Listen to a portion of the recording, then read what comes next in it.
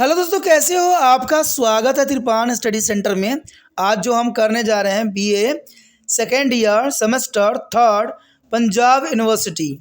हमारे समक्ष जो बुक आया है पंजाब का इतिहास और संस्कृति यानी history and culture of Punjab 1200 C to 1700 AD। काफ़ी महत्वपूर्ण एससीपी के यहाँ पर चैप्टर आया है। इसके अंतर्गत हमारा जो आज सिलेबस है वह सिख धर्म में परिवर्तन, आदि ग्रंथ का संकलन और गुरु अर्जन देव जी की शहादत। यानी देखा जाए तो transformation of Sikhism, combinations of आदि ग्रंथ and methods of Guru Arjan Dev.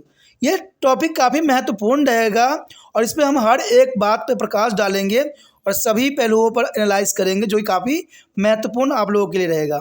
लेकिन चैप्टर स्टार्ट करने से पहले एक बात जो मैं हमेशा कहता हूँ, जिसको आपको सोचना भी चाहिए, विचार भी करना चाहिए, इवन अमल भी करना चाहिए, वो ये है कि जब भी वीडियो देखिए पूरा देखिए, क्योंकि अधूरा जानकारी सदैव खतरनाक होता है। साथ में एक इम्पोर्टेंट बात ये भी रहता है, अगर आप पहली बार वीडियो देख रहे हो तो लाइक शेयर सब्सक्राइब करना मत भूलना, क्योंकि दोस्तों लाइक कीजिएगा तो बनाने वाले का मनोबल बढ़ता है, सब्सक्राइब कीजिएगा तो इससे ये होता है कि जब भी मैं कोई वीडियो डालूंगा उसका नोटिफिकेशन आपको समय रहते मिल जाएगा। और देखिए शेयर का मतलब ये होता है कि आपके थ्रू ना जाने किन बच्चों को हेल्प मिल जाए, ये आप भी नहीं जानोगे, इसलिए जो है आप शेयर जरूर करो, ठीक है। व्हाट्सएप स्टेटस पे भी लगाओ। दोस्तों एनएसएस सेंटर जो कई मानने में बहुत से बच्चों के लिए हेल्पफुल है, चाहे वो 8th क्लास हो, 9th 10th 11th 12th हो, चाहे वो NIOS बोर्ड के बच्चे हों, ठीक है, चाहे BA MA के बच्चे हो, सभी क्लासों के लिए कुछ ना कुछ जो है त्रिपान एनएसएस सेंटर में उपलब्ध है। तो इसलिए आपके लिए ज़रूरी है कि आप सब्सक्राइब करके इसको चैनल को जो है सेव कर लो, नहीं तो बाद में अगर रिसर्च करोगे तो शायद आपको ये चैनल प्राप्त ना हो।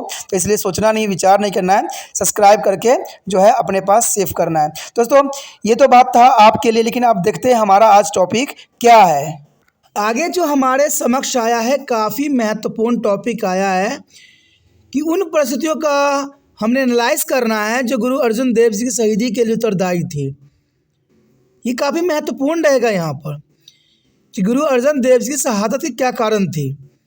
देखा जाए तो गुरु अर्जन देव जी अपने प्रवृत्तियों की भांति एक संत व्यक्ति थे, लेकिन इस महान पवित्र व्यक्तियों को मुगल बादशाह जहांगीर के आदेशों पर 1606 में मौत के घाट उतार दिया गया। और इस दुखद त्रासदी के विभिन्न इतिहासकारों ने विभिन्न कारण प्रस्तुत किए हैं। कहते हैं कारण बहुत है, लेकिन इन कारणों में जो है गुरु अर्जन देव जी को शहादत मिली। आखिर क्या कारण थे और इतिहासकार क्या मानते हैं, तो इसमें हम प्रकाश डालने जा रहे हैं। कहते गुरु अर्जन देव जी की शहादत के कारण, इसमें सर जैन सन सरकार का यह मत है कि गुरु जी की शहादत उनकी शासन के विरुद्ध सक्रियता का परिणाम थी। शहादत उनकी शासन के विरुद्ध सक्रियता का परिणाम थी। कुछ का कहना है कि इसके पीछे चंदू शाह लाहौर के दीवान के षड्यंत्र था, उनके अपने भाई पुथिया की शत्रुता का हाथ था। बात यहाँ पर कई हद तक सही है, क्योंकि पुथिया की जो बात आती है वो सही मानी जा सकती है, क्योंकि हमने हर बात में जाना है, समझा है कि पुथिया जो थे अपना गुरु गद्दी प्राप्त करने की लालसा में वो गलत बातों का अनुसरण जग में करवा रहे थे, जो कि सही नहीं था। जबकि कुछ इसे जहांगीर की धार्मिक कट्टरता मानती हैं। और इस प्रकार गुरु अर्जन देव जी की शहादत के कारण कई हैं। कोई तो बताता यह है कि गुरु अर्जन देव जी को जो है शासन के विरुद्ध इनकी जो है शहादत मिली, कि वो शासन करना चाहते थे और इस कारण जो है जहांगीर इससे खफा थे। कुछ ने यह भी बोला है कि चंदू शाह लाहौर के दीवान, और वो सबसे बड़ा बात जो बताई गई है कि उनके बड़े भाई पुथिया की शत्रुता का हाथ था, जिन्होंने जहांगीर के कान भरी और जहांगीर को ये बताया कि गुरु अर्जन देव शासन करना चाहते हैं, सम्राट बनना चाहते हैं, जो जहांगीर को खटका। और जहांगीर ने इस प्रकार के क्रूरतापूर्ण कार्य किया, क्योंकि देखा जाए तो गुरु अर्जन देव जी एक गुरु थे और गुरु की हत्या करना सबसे बड़ा महापाप होता है। और ये काफ़ी महत्वपूर्ण है। अगर हम अगली पॉइंट की तरफ देखें, कहते हैं मुगल साम्राज्य के हृदय में एक राज्य के निर्माण का रूप। कहते हैं मुगल साम्राज्य के हृदय में आखिर एक राज्य के निर्माण का आरोप किसने लगाया, क्यों लगाया? कहीं ये षड्यंत्र तो नहीं था? कहीं इसी षड्यंत्र ने गुरु अर्जन देव जी शहादत का कारण तो नहीं बना? देखा जाए तो कहीं हद तक ये पॉइंट काफ़ी महत्वपूर्ण रहेगा कि मुगल साम्राज्य के हृदय में एक राज्य के निर्माण का आरोप लगाया गया। गुरु अर्जन देव की शहीदी का सबसे प्रमुख कारण उन पर लगा ये आरोप था कि वो मुगल साम्राज्य के अंदर अपने एक नए राज्य का निर्माण कर रहे हैं। और ये बात किसने फूंका? कौन था जिसने मुगल साम्राज्य के कानों में ये शब्द फूंके कि गुरु अर्जन देव जी एक नए राज्य का निर्माण करना चाहते हैं और खुद शासक बनना चाहते हैं। गुरु अर्जन देव के समय में सिखों की शक्ति में दिन रात वृद्धि हो रही थी। सिख प्रगति के राह पे थे। मंसल प्रणाली से सिखों में कौमी एकता पैदा हुई तथा अमृतसर, गोदवाला, करतारपुर, छहतारा, हरगोबिंदपुर आदि क्षेत्रों के सिख भी गुरु के अनुयायी में शामिल हो गए, क्योंकि इस समय बहुत ही महत्वपूर्ण कार्य किए गए। गुरु ग्रंथ साहब की रचना एक महत्वपूर्ण उद्देश्य के लिए था और यह स्थान न केवल सिखों के पवित्र तीर्थ स्थल बन गया बल्कि उनकी बढ़ती हुई शक्ति के केंद्र भी बन गए। ऐसा लगने लगा कि गुरु जी ने अपने ही एक राज्य की स्थापना कर लिया था, क्योंकि यहाँ देखा जाए तो यही बात मुगल साम्राज्य के मन में खटक रही थी कि बहुत से लोग जो हैं गुरु अर्जन देव जी के अनुयायी बन रहे हैं, उनके पवित्र स्थानों के दर्शन करते हैं, उनसे मिलते हैं। और ऐसा लग रहा था मुगल साम्राज्य को कि वह अपने एक अन्य अलग ही राज्य की स्थापना कर लिया था। वह उसके सर्वमान्य प्रमुख थे और उन्हें सच्चा बादशाह की पदवी प्रदान की गई। गुरु अर्जन देव जी को सच्चा बादशाह होने की पदवी दी गई, जो मुगल साम्राज्य के लिए नागुजार था, क्योंकि सच्चा बादशाह यहाँ पर देखा जाए तो जहांगीर स्वयं कहता था। इवन कि देखा जाए तो अकबर ने भी अपने आप को बादशाह कहा, और यहाँ पर गुरु को अगर सच्चा बादशाह के रूप में लोगों के मुंह से सुनेगा तो जर्नल सी बात है, मुगल साम्राज्य की जो है नींव हिल गई और देखा जाए तो उन्हें एक नियमित और निश्चित आय प्राप्त होने लगी, क्योंकि देखा जाए तो बहुत से गुरु अर्जन देव जी के अनुयायी उनको तरह तरह के चढ़ावे, तरह तरह के भेंट दिया करते थे, जिसके कारण उन्हें नियमित तथा निश्चित आय प्राप्त होने लगी, जिसे गुरु की 10 वंड भी कहते हैं। 10 वंड जो थे काफ़ी महत्वपूर्ण थे और इस प्रकार बाह्य रूप से इसमें एक अलग राज्य के सारे लक्षण विद्यमान थे। देखा जाए तो ये एक सिर्फ गुरु का जो है महिमा थी, न कि एक राज्य का महिमा था। लेकिन ये बात मुगल साम्राज्य नहीं समझ सका, क्योंकि जो उनको कान भरते थे वो सिख धर्म के बहुत ही बड़े कठोर दुश्मन थे।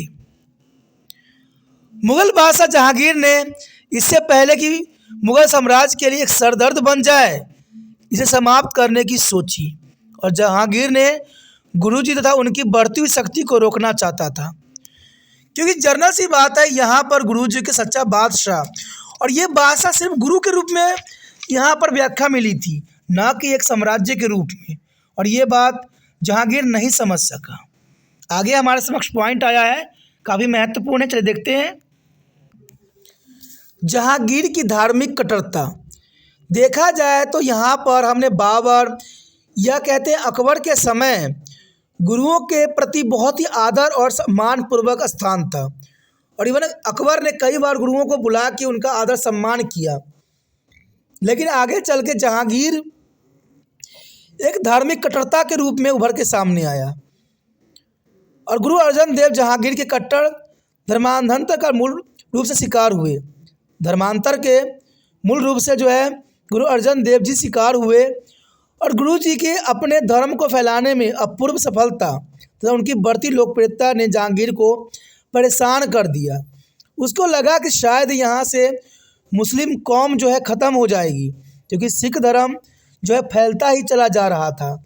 और ये बात जो है यहाँ पर जहांगीर के लिए सर का दर्द बन गया।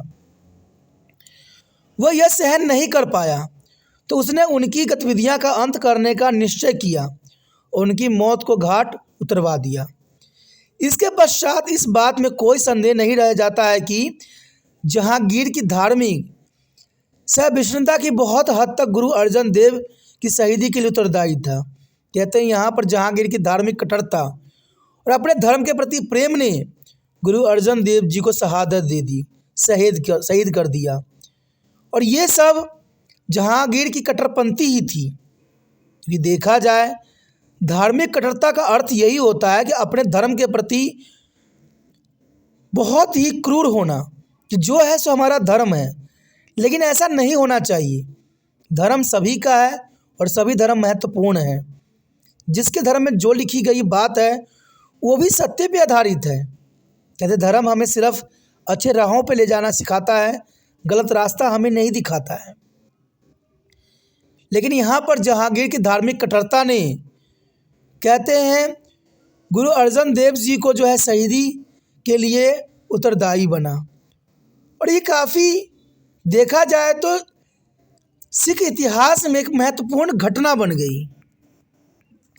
उसके पश्चात हमारे समक्ष आता है गुरु अर्जन देव की राजकुमार खुसारो की कथित सहायता। ये भी काफ़ी महत्वपूर्ण कारण बना कि गुरु अर्जन देव की राजकुमार खुसारो की कथित सहायता भी सबसे बड़ा कारण बना। कहते राजकुमार खुसारो ने जहांगीर के विरुद्ध विद्रोह कर दिया था और वह गुरु अर्जन देव जी के पास उनका आशीर्वाद लेने आया और यह गुरु जी की शहादत का एक मुख्य कारण भी बना। क्योंकि ये भी एक बहुत बड़ा कारण बना कि जहांगीर का दुश्मन खुसारो गुरु अर्जन देव जी के पास उनका आशीर्वाद लेने आया और ये काफ़ी महत्वपूर्ण थी। गुरु जी ने खुसारो की सहायता किस तरह से की, इस विषय पर इतिहासकारों में बहुत ही मतभेद है। मैकल का विचार है कि दया एवं स्नेहवश गुरु जी ने कुमार को धन दिया ताकि वह काबुल भाग सके और ये कहते हैं महत्वपूर्ण घटना थी। मैसीन फैनी का विचार है कि गुरु जी ने राजकुमार की सुरक्षा तथा सफलता के लिए प्रार्थना मात्र भी की थी, जबकि तुर्के जहांगीरी में जहांगीर लिखता है कि गुरु जी ने उसके माथे पर एक केसरी तिलक लगाया। चाहे राजकुमार खुसारो गुरु जी से ने किसी भी तरह सहायता की हो या किसी भी प्रकार की सहानुभूति प्रकट की हो, इसे जहांगीर बहुत नाराज हो गया और इसने शासन के विरुद्ध षड्यंत्र अपराध करार दिया कि गुरु जी ने दुश्मन की सहायता किया है और जघन अपराध का इसने नाम दिया। कहते JN सरकार के अनुसार इसी वजह से गुरु अर्जन देव जी की मृत्यु को दंड दिया गया कि इन्होंने जो है खुसारो की सहायता की, उसकी मदद की और उसको विजय होने की प्रार्थना की। इसी कारण से जहांगीर जो था काफ़ी नाराज हुआ और उसने जो है गुरु अर्जन देव जी को मृत्यु दंड दिया। तो ये भी काफ़ी महत्वपूर्ण यहाँ पर घटना है, गुरु अर्जन देव जी राजकुमार खुसारो की कथित सहायता करना। कहते हैं उन्होंने किस प्रकार की सहायता किया, किस चीज़ के लिए किया, इसका कोई यहाँ पर सही इन्फॉर्मेशन नहीं है। इवन कि हम देखें तुर्की के जहांगीरी में भी जहांगीर ने लिखा है कि उन्होंने सिर्फ तिलक लगाया था, केसरी तिलक, और ये बात जहांगीर को नहीं भाया और उसने गुरु जी को जो है मृत्यु दंड की सज़ा दे दी। उसके पश्चात हमारे समक्ष आता है लाहौर के दीवान चंदू शाह से शत्रुता था उसके षड्यंत्र। कहते हैं षड्यंत्र की जो सिलसिला चलती आ रही है वो चलती ही जा रही है। लाहौर के दीवान चंदू शाह से शत्रुता तथा उसके षड्यंत्र। गुरु अर्जन देव की शहादत का एक अन्य महत्वपूर्ण कारण लाहौर के दीवान चंदू शाह का उसके प्रति बैर भाव था। चंदू शाह अपनी बेटी का विवाह गुरु अर्जन देव के पुत्र हरगोविंद के साथ करना चाहते थे, जिसे गुरु जी ने विनम्रता पूर्वक अस्वीकार कर दिया। चंदू शाह ने इसे अपना बहुत बड़ा अपमान समझा और उसने गुरु जी के बदला लेने के लिए षड्यंत्र आरंभ कर दिया। सबसे पहले उसने गुरु जी के विरुद्ध अकबर बादशाह कान भरने शुरू कर दिए, लेकिन अकबर ने उसकी बातों की ओर अधिक ध्यान नहीं दिया, क्योंकि अकबर जानता था कि गुरु ऐसा कुछ भी नहीं करेंगे। इसलिए अकबर ने उनकी बातों को जो है बिल्कुल ध्यान न दिया। लेकिन अकबर के पश्चात उसने जहांगीर के गुरुजी के खिलाफ भड़काना शुरू कर दिया तथा उसे यह विश्वास दिला दिया कि राजकुमार खुसारो के विरुद्ध में गुरुजी का हाथ था। यानी ये बात जब खुसारो गुरुजी से जो है आशीर्वाद लेने आया, तो उस समय का मौका जो है यहाँ पर देखा जाए तो चंदू शाह ने बहुत ही जो है कठोरता के साथ उठाया और उसने जो है जहांगीर को गुरु के खिलाफ भड़काना स्टार्ट कर दिया। गुरुजी की बढ़ती लोकप्रियता तथा शक्ति से जहांगीर पहले ही परेशान हो चुका था, और जब ये बात उसके समक्ष आई कि गुरुजी जो है खुसारो की सहायता कर रहे हैं कथित तौर पे, और ये भी बात जो है चंदू शाह ने जो है यहाँ पर जहांगीर को बताया, और ये बात उसको बहुत ही तकलीफ़ दिया। अब वो गुरुजी के विरुद्ध कठोर कदम उठाने के लिए उद्यत हो गया। यानी देखा जाए अब तक वो शांत था, लेकिन जब ये बात चंदू शाह के षड्यंत्र के अंतर्गत जहांगीर के कानों में गई तो वो परेशान हो गया, और उसने जो है गुरु अर्जन देव जी को शहीदी के लिए जो है उत्तरदायी साबित हुआ। उसके पश्चात हमारे समक्ष आता है पुथिया की शत्रुता तथा विरोध। कहते पुथिया जो कि उनके भाई थे, गुरु अर्जन देव जी के बड़े भाई पुथिया का उनके प्रति शत्रुता तथा विरोध भी उनके दुखद अंत के लिए उत्तरदायी था। जब से गुरु अर्जन देव जी गुरु गद्दी पर आसीन हुए, तब से उनका कट्टर शत्रु बन गया उनका बड़ा ही भाई। कहते हैं बड़ा भाई को गुरु गद्दी न मिला तो वो गुरु अर्जन देव जी की गद्दी का सबसे बड़ा कट्टर शत्रु बन गया। उसने गुरु जी के विरुद्ध तरह तरह के षड्यंत्र रचने शुरू कर दिए, यहाँ तक कि उसने उनके पुत्र हरगोविंद को भी बहकाना चाहा, लेकिन उसकी ये कुचाले सफल न हुआ, क्योंकि पुत्र उनके हरगोविंद जो थे उनके बहकावों में नहीं आए। अंततः उसने मुग़ल अधिकारी तथा मुग़ल बादशाह को भड़काना शुरू कर दिया और उन्हें विश्वास दिला दिया कि गुरु अर्जन देव जी शासन विरोधी गतिविधियां में संलग्न है। यद्यपि गुरु जी की शहादत से पूर्व ही पुथिया की मृत्यु हो चुकी थी, फिर भी उसने जहांगीर को गुरु जी के विरुद्ध भड़काने में बहुत बड़ी भूमिका निभाई।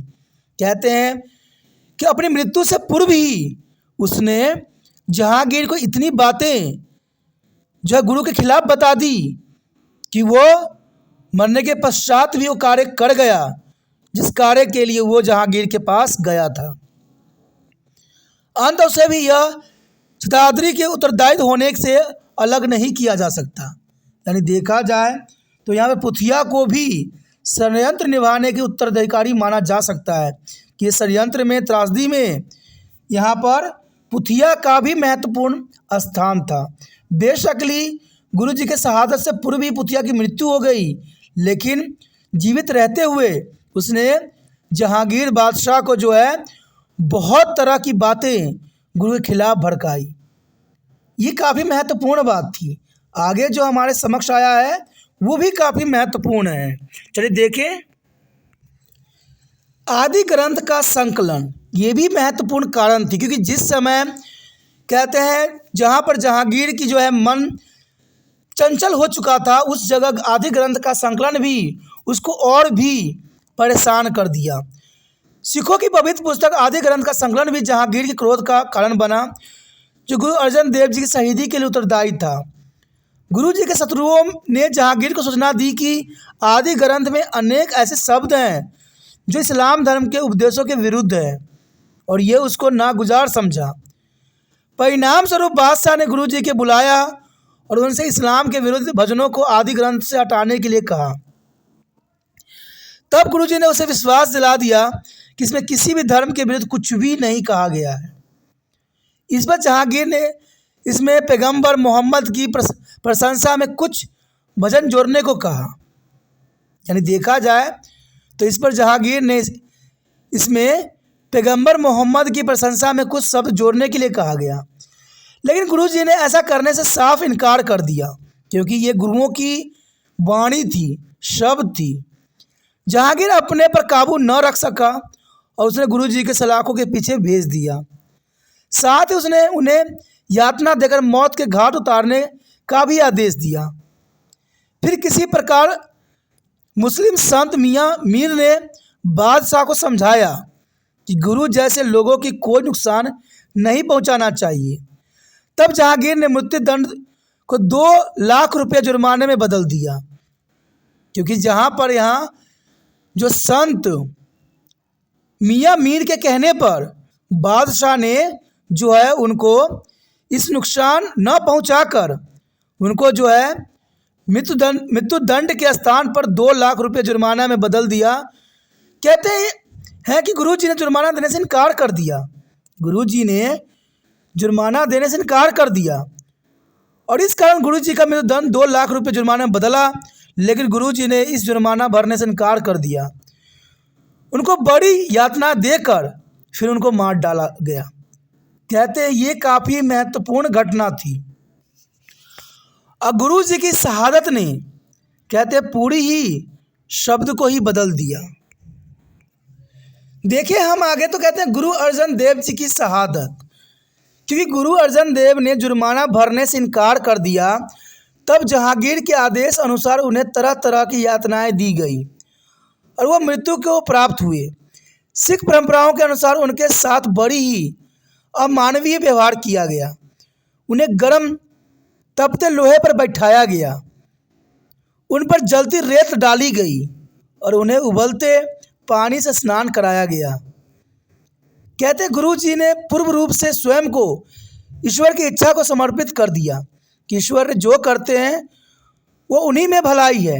ये कहकर वो उन्होंने सारी जो यातनाएं सह गए और उन घोर कष्टों को भी बड़े धैर्य व शांत के साथ उन्होंने ग्रहण किया। ये बहुत ही क्रूरतापूर्ण है कि गर्म तपते लोहे पर बैठाना, जलती रेत डाली जाना और उबलता हुआ पानी को से स्नान करवाना। ये जहांगीर की सबसे बड़ी क्रूरता सामने आती है। लेकिन फिर भी घोर कष्ट सहते हुए गुरुजी ने सिर्फ इसी बात को उन्होंने अनुसरण किया कि ईश्वर की इच्छा यही है। उन्होंने सारे कष्टों को बड़े धैर्य और शांति से ग्रहण किया और ये भी कहा जाता है कि इतनी यातनाएं सहने के पश्चात भी गुरुजी ने रवि नदी में स्नान करने की इच्छा व्यक्त की। इतने यातनाओं के बाद भी गुरुजी ने रवि नदी में स्नान करने की इच्छा व्यक्त की। उन्हें रवि नदी में स्नान कराने के लिए ले जाया गया। उन्हें नदी में डुबकी लगाई और हमेशा के लिए अंत ध्यान हो गए। और यह हृदय विदारक घटना 30 मई 1606 को लाहौर में घटित हुई और यह घटना इतिहास में गुरु अर्जन देव जी की शहादत के नाम से भी प्रसिद्ध हुई।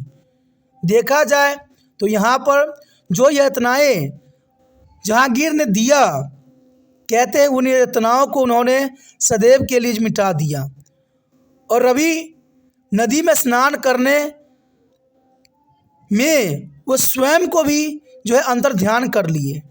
और ये घटना इतिहास में एक सुनहरे जो है कलमों से लिखी गई, जिसका हर सिख जो है अनुसरण करेगा, समझेगा कि कहते हैं गुरु ऐसे होते हैं जो अपनी शहादत दे देते हैं लेकिन किसी के समक्ष झुकते नहीं हैं। दोस्तों ये काफ़ी महत्वपूर्ण टॉपिक था। आगे का टॉपिक और भी महत्वपूर्ण है। हम आगे गुरु अर्जन देव जी की शहादत के महत्व पर प्रकाश डालेंगे, तो आप बने रहे तिरपान स्टडी सेंटर के साथ और जितना हो सके इस वीडियो को लाइक से सब्सक्राइब जरूर कीजिए, ठीक है।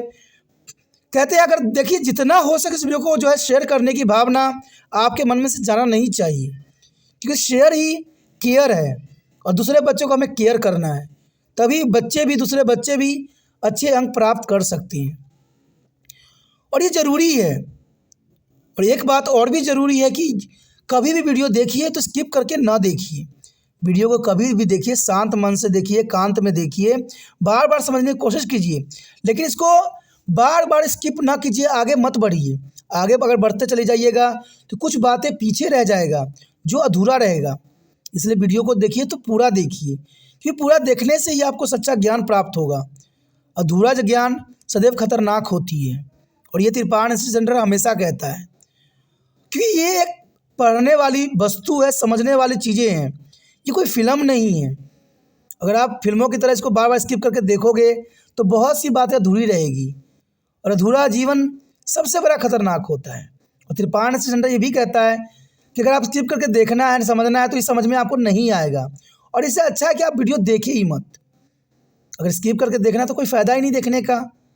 तो ये महत्वपूर्ण है बात कि पूरे चैप्टर को समझिए, आपको सारा समझ में आ जाएगा, क्योंकि ये त्रिपाण स्टडी सेंटर की गारंटी है। एक बार नहीं तो 2 बार देखिए सारी बातें आपको कितना आसानी से समझ में आ जाता है, और एग्ज़ाम में आप देखिए कैसे आपको अंक प्राप्त होते हैं। इसलिए सदैव वीडियो को शांत मन से देखिए। और दूसरा बात ये है कि जितना हो सके शेयर का जो विचार है वो मन से ना निकालिए, जितना हो सके शेयर कीजिए, दूसरे बच्चे तक वीडियो को पहुंचाइए, जिससे दूसरे बच्चे भी लाभान्वित हो सके, दूसरे बच्चे भी वीडियो को देख सके, एग्जाम में अच्छे प्राप्त कर सके। और इसके लिए आपको प्रचार करने की जरूरत नहीं है, सिर्फ थोड़ा सा कार्य करना है। यूट्यूब से लिंक को कॉपी करना है और व्हाट्सएप स्टेटस पर लगा देना है। पहली बार मेरे चैनल पे आए हो, पहली बार वीडियो देख रहे हो, अच्छा लग रहा है, समझ आ रहा है, तो जर्नल सी बात है दोस्तों, सब्सक्राइब कर लीजिए।